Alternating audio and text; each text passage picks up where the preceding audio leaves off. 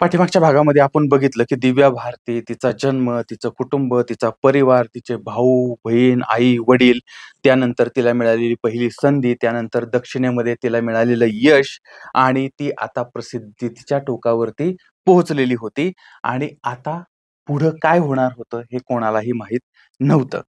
तर आता आपल्याला जायचंय गुजरातमध्ये. गुजरात या ठिकाणचा नाडियाड हा परिसर आहे.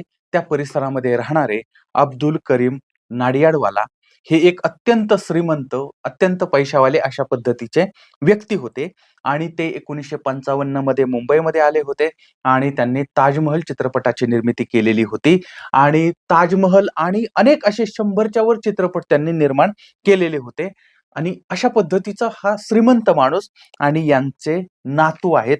नाव आहे साजिद नाडियाडवाला.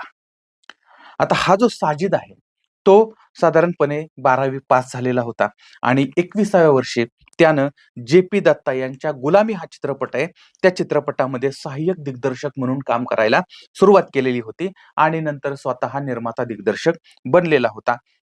आता त्यावेळेस साजिद जो आहे त्याचं वय 24च्या 25च्या आसपासचं होतं आणि तो गोविंदाचा मित्र होता. 1990 मध्ये गोविंदा जो आहे तो शोला और शबनम या चित्रपटाचं शूटिंग करत होता आणि त्यावेळेस मग तो साजिद जो आहे तो गोविंदाला आला.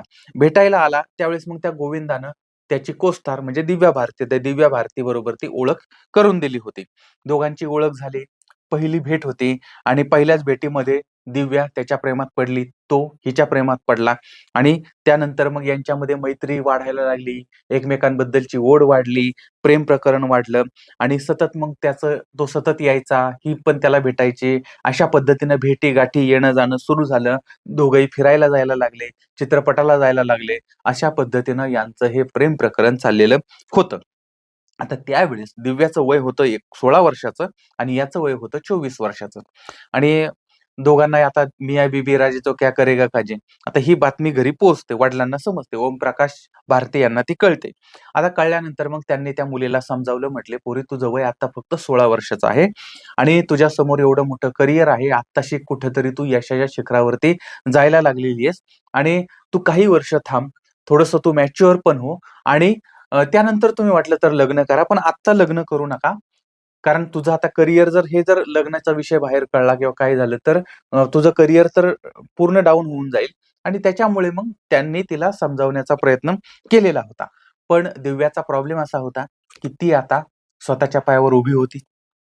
ती आता स्वतः कमवती होती. स्वतःचा निर्णय स्वतः घेऊ शकत होती. स्वतंत्र होती आणि त्यामुळे मग तिनं आई-वडिलांना जरी विरोध असला त्यांचा, तरी त्यांच्या विरोधामध्ये जाऊन या साजिद बरोबर तिनं लग्न करण्याचा निर्णय घेतला होता आणि 1 मे 1992 मध्ये तिनं गुप्त पद्धतीनं निकाह केला होता आणि याच्यामध्ये तिनं तिचा मूळ धर्म जो आहे तो सोडला आणि इस्लाम धर्म स्वीकारला होता आणि तिनं स्वतःचं नाव धारण केलं होतं. दिव्या नाही, सना. ती सना बनली होती आणि तिचं आडनाव झालं होतं नाडियाडवाला. म्हणजे दिव्या भारती ही समाजासाठी होती आणि सना नाडियाडवाला ही ती स्वतःचं जीवन त्या पद्धतीने जगत होती. आणि हे सगळं काही लपून-छपून चाललेलं होतं.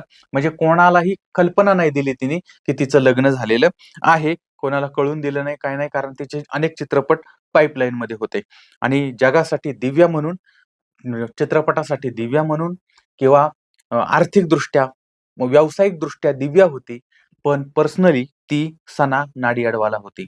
म्हणजे दिव्या भारतीचा त्याच ठिकाणी ती समाप्त झाली होती आणि नवीन जन्म झाला होता सना हिचा. आता ती दुहेरी जीवन जगत होती आणि मुंबईमधील वर्सोवा या ठिकाणचं तुलसी अपार्टमेंट आहे. त्या ठिकाणी 5व्या मजल्यावरती फ्लॅट क्रमांक आहे 502. या ठिकाणी ती तिच्या पतीबरोबर ती राहायला लागलेली होती. आता तिचं लग्न झालं. लग्न झाल्यानंतर तिची जी मोलकरीण आहे अमृता कुमारी. ती अमृता कुमारी सुद्धा हिच्याबरोबर म्हणजे लहानपणापासून जिनं ह्या दिव्याला सांभाळलं होतं, लहानाचं मोठं केलं होतं. तीच अमृता ही आता लग्न झाल्यानंतर सुद्धा त्या पोरीच्या बरोबर ती तिच्या सासरी आलेली होती आणि ती राहत होती तिच्याबरोबरच. मग काय तिचं घरातले जे काय असेल ते सगळं ती बघत होती. आता एका बाजूला हिचे चित्रपट चालू होते, दुसऱ्या बाजूला हिचा संसार सुरू झालेला होता आणि अनेक चित्रपट पाईपलाईनमध्ये होते. त्याच्यामध्ये दिलवाले दुल्हनिया ले जाएंगे हा सुद्धा चित्रपट होता. दिलवाले हा सुद्धा चित्रपट होता. म्हणजे डझनभर चित्रपटांची लाईन तिच्या समोर होती. आता तारीख होती 4 एप्रिल 1993. चेन्नईला चित्रपटाचं शूटिंग होतं. ते शूटिंग संपवून ती मुंबईला माघारी आलेली होती आणि आता दुसरा दिवस उजाडला होता 5 एप्रिल 1993. आता या दिवशी हैदराबादला तिला शूटिंगला जायचं होतं. चित्रपटाच्या शूटिंग असल्यामुळे तिथं जायचं होतं. पण याच वेळेस तिचं ते नवीन घर तिला घ्यायचं होतं. कारण ती ज्या घरात राहत होती ते तिचं स्वतःचं घर नव्हतं. त्यामुळे तिला नवीन घर घ्यायचं होतं आणि म्हणून तिनं ब्रोकरला सांगितलं होतं, की अत्यंत सुंदर चांगल्या पद्धतीचं घर शोधून ठेव. आणि त्यावेळेस त्यानं एक 4 बीएचके फ्लॅट पाहिलेला होता आणि त्यानं दिव्याला कळवलं, की मी अशा पद्धतीनं 4 बीएचके फ्लॅट पाहिलाय आणि तुम्ही जर आज येत असताल किंवा उद्या येत असताल तर या आणि बघून जा. आणि तारीख होती 5 एप्रिल. तर मग 5 एप्रिलला तिनं मग शूटिंगला तर हैदराबादला जायचं होतं. पण तिला घर पण अत्यंत महत्वाचं होतं आणि त्याच्यामुळे मग तिनं शूटिंगवाल्यांना सांगितलं, की माझ्या पायाला काहीतरी लागलंय असं-तसं जरा.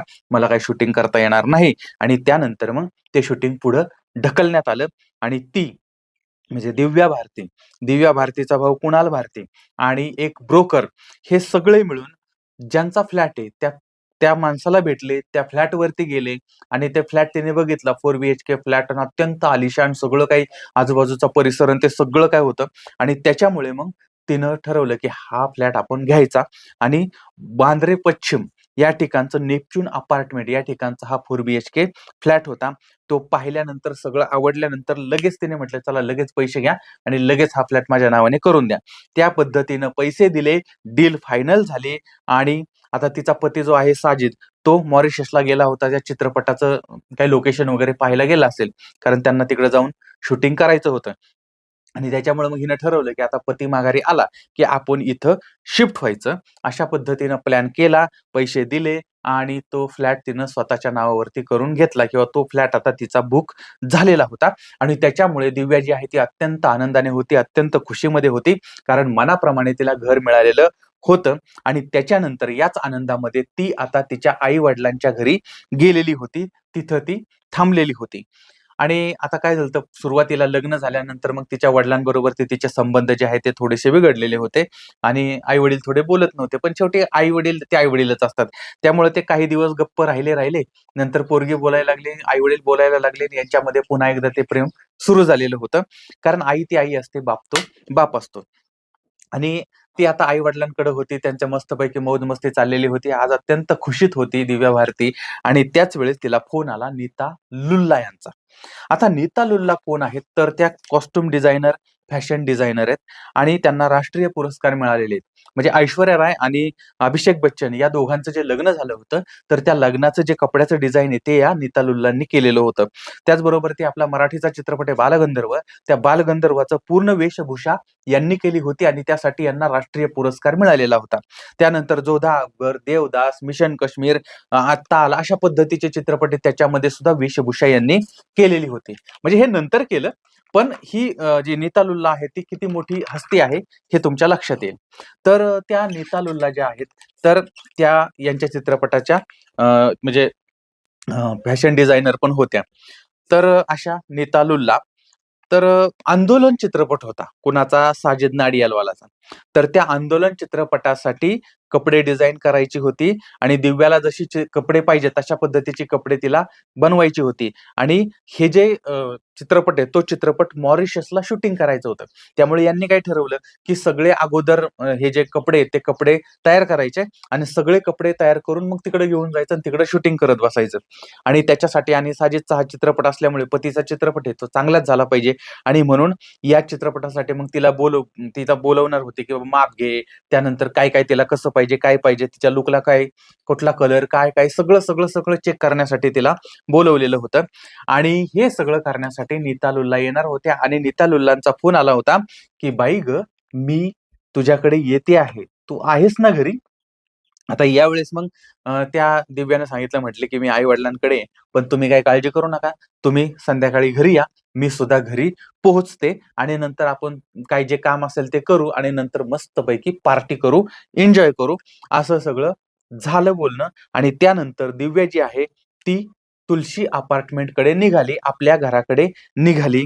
पण दिव्यालाही माहित नव्हतं, तिच्या आई-वडिलांनाही माहित नव्हतं, भावालाही माहित नव्हतं, की आता ही दिव्याची शेवटची भेट आहे. यानंतर ती परत कधीही दिसणार नाही आणि त्यानंतर ती घरातनं बाहेर पडलेली आहे. आता पुढच्या भागामध्ये आपण बघणार आहोत, दिव्याचा मृत्यू कसा झाला आणि त्यानंतर किती दुर्दैवी घटना घडल्या होत्या. या दिव्याच्या मृत्यूचं लोकांनी कशा पद्धतीने भांडवल केलेलं होतं आणि तिच्यामुळे, या दिव्यामुळे अनेक अभिनेत्रींना कसा, म्हणजे तिच्या मृत्यूमुळे अनेक अभिनेत्रींना कसा फायदा झाला होता आणि लोकांनी कसा हिच्या मृत्यूचा सुद्धा म्हणजे स्वतःसाठी फायदा करून घेतला होता.